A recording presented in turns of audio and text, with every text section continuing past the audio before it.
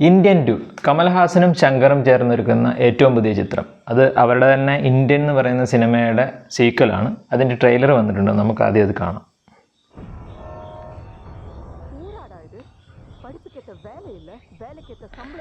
സ്ഥിരം ശങ്കർ സിനിമകളുടെ കൂട്ട് തന്നെ ഒരു കറപ്ഷനെതിരെയുള്ള ഇന്ത്യൻ കണ്ടവർക്കറിയാവുന്നത് എന്താണെന്ന്.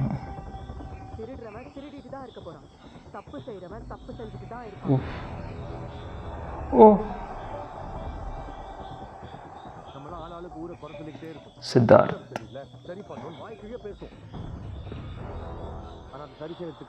ஒரு துரும்ப கூட கிள்ளி போடுறது இல்ல. Oh just walking talk. அதனால தான் கத்திக்கிட்டு இருக்கோம். இவங்க எல்லாரும் கடிச்சு கொதற ஒரு ஹண்டிங் டாக் வரணும். ஓ யாரா இருக்கா இருந்தாரு. ஓ பழைய നടുപണിയാണ് സാർ. ഓ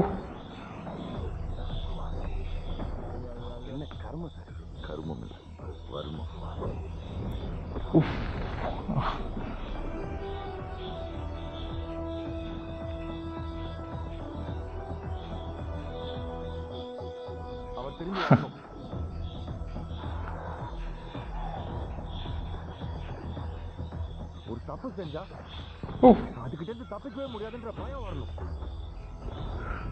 അതെന്തോ വരുന്നു.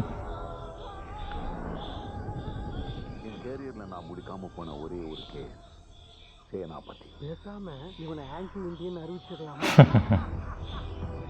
சின்ன வயசுல நேர்மை தவறக்கூடாது, பொய் சொல்லாத, திருடாதன்னு நீங்க தானே சொல்லி தந்தீங்க.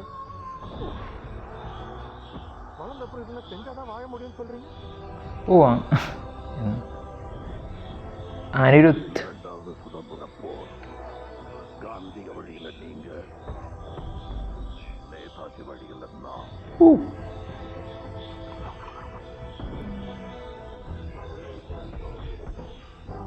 ஃபைட்டு. ஓ ஓ ஓடவும் முடியாது, அடையவும் முடியாது.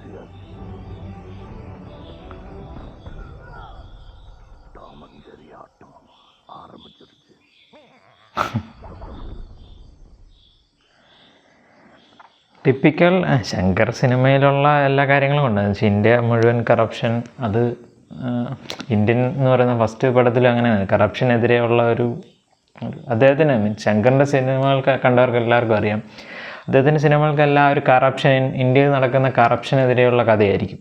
അതിൻ്റെ ഏറ്റവും വലിയൊരു സിനിമയായിരുന്നു ഇന്ത്യൻ എന്ന് പറയുന്നത്. ബട്ട് അതിൻ്റെ ഒരു കണ്ടിന്യൂവേഷൻ തന്നെയാണ്. ആ ക്യാരക്ടർ തന്നെ വരുന്നു. ബട്ട് ഇന്ത്യൻ എന്ന് പറയുന്ന ക്യാരക്ടർ, സേനാപതി എന്ന് പറയുന്ന ക്യാരക്ടർ തിരിച്ചു വരുന്നതിൻ്റെ കൂട്ടത്തിൽ ഇപ്പോഴത്തെ ജനറേഷനിൽ നമ്മുടെ സിദ്ധാർത്ഥ്, രാഹുൽ പ്രീത് കൗർ അവരെപ്പോലുള്ള പുതിയ ജനറേഷനിലെ ആൾക്കാരും കൂടെ വരുന്നു. അതിൻ്റെ ഒരു ക്യാറ്റ് ആൻഡ് മൗസ് സെറ്റപ്പ് തന്നെ ആയിരിക്കും. ശങ്കറിൻ്റെ സിനിമയാണെന്ന് അറിയാം. അത് ഭയങ്കര എന്താ പറയുക, ചെറിയൊരു കാര്യം പറയാനാണെങ്കിൽ പോലും അത് ഭയങ്കരമായിട്ട് വലുതായി കാണിക്കും. നമ്മൾ വിഷ്വലി നമ്മളെ അമ്പരിപ്പിക്കുക. അതുപോലത്തെ കാര്യങ്ങളാണ് ശങ്കർ സാധാരണ ചെയ്യാറുള്ളത്. അത് തന്നെ ആയിരിക്കും ഇവിടെയും വരാൻ പോകുന്നത്. ബട്ട് ഇത്രയും കാലങ്ങൾക്ക് ശേഷം വരുമ്പോൾ അവർ ആ പഴയൊരു ട്രീറ്റ്മെൻറ്റ് ആണ് ഇന്ത്യൻ എന്ന് പറയുന്നത്. 96-ലാണെന്ന് തോന്നുന്നു ആ സിനിമ ഇറങ്ങിയത്. അതിൽ നിന്ന് മാറി ഇപ്പോൾ 2024 വരുമ്പോൾ എൻ്റെ ഒരു സിനിമയുടെ ഒരു കഥ പറച്ചിൽ രീതി തന്നെ മാറിയിട്ടുണ്ട്. അപ്പം ഈ ഒരു രീതിയിലേക്ക് വരുമ്പോൾ എന്തൊക്കെ മാറ്റങ്ങളാണ് ആ ഒരു ക്യാരക്ടറിനുണ്ടാകുന്നതെന്നാണ് ഈ ഒരു സിനിമയിലേക്ക് എല്ലാവരെയും ആകർഷിക്കുന്നത്. പിന്നെ ഓഫ് കോഴ്സ് എടുത്ത് പറയേണ്ടത്, പണ്ട് ഇതിൻ്റെ മ്യൂസിക് ചെയ്തിരുന്നത് AR റഹ്മാനാണ്. ഇപ്പോൾ നമ്മുടെ ഇപ്പോഴത്തെ കറണ്ട് ജനറേഷൻ്റെ അനിരുദ്ധാണ് അത് ചെയ്യുന്നത്. അപ്പോൾ അതിൻ്റെ ഒരു മ്യൂസിക്കിൽ വളരെ വലിയ വ്യത്യാസം വന്നിട്ടുണ്ട്. പിന്നെ ബാക്കിയുള്ള നമ്മളിപ്പോൾ കണ്ട വിഷ്വൽസൊക്കെ വെച്ചിട്ട് ആ ഒരു കറപ്ഷൻ, ഇതിൽ കാണിക്കാത്ത കറപ്ഷൻസ് ഒന്നും ഉണ്ടാകത്തില്ല. ഇന്ത്യയിലുള്ള എല്ലാ കറപ്ഷൻസും മിക്കവാറും ഇതിൽ കൊണ്ടുവരും. അപ്പോൾ എന്താ പറയുക, ഒരു ടിപ്പിക്കൽ ശങ്കർ പടം തന്നെ ആയിരിക്കും. ഇത് ആക്ച്വലി പാർട്ട് 2 ആണെങ്കിലും അതിൻ്റെ ഒരു പാർട്ട് 3 കൂടെ ഉണ്ടാകും. അത് ഒരുമിച്ച് സൈമിൾട്ടേനിയസ്ലി അവർ 2 and 3 എടുത്തിട്ടുണ്ടെന്നാണ് പറയുന്നത്. അപ്പോൾ അതും തന്നെയാണ് ഉണ്ടാവും. എൻ്റെ വിഷ്വൽ ഡിപ്പാർട്ട്മെൻറ്റ്, മ്യൂസിക്, അതിനെപ്പറ്റിയൊന്നും കൂടുതലായിട്ട് പറയേണ്ട കാര്യമില്ല. ട്രെയിലർ ഭയങ്കര ഒരുപാട് കാര്യങ്ങൾ കാണിച്ചുകൊണ്ടുള്ളൊരു ട്രെയിലറാണ്. ഇപ്പോൾ സിദ്ധാർത്ഥിൻ്റെ ഒരു പെർഫോമൻസ് നമുക്ക് കാണാൻ പറ്റും. പിന്നെ ഓഫ് കോഴ്സ് ഉലകനായകൻ കമൽഹാസൻ സാർ, അദ്ദേഹത്തിൻ്റെ എനിക്ക് തോന്നുന്നു വിക്രത്തിന് ശേഷമാണ് ഇവരിങ്ങനെ ഒരു പ്രോജക്റ്റ് ഓണാക്കാമെന്ന് അവർ തീരുമാനിക്കുന്നത്. അദ്ദേഹത്തിൻ്റെ ഒരു എന്താ പറയുക, ഒരു വെറൈറ്റി എപ്പോഴും ചെയ്യുന്ന അദ്ദേഹത്തിൻ്റെ പണ്ട് അദ്ദേഹം ചെയ്ത ആ ഒരു ക്യാരക്ടറിനെ തന്നെ അവർ തിരിച്ചു കൊണ്ടുവരികയാണ് ചെയ്യുന്നത്.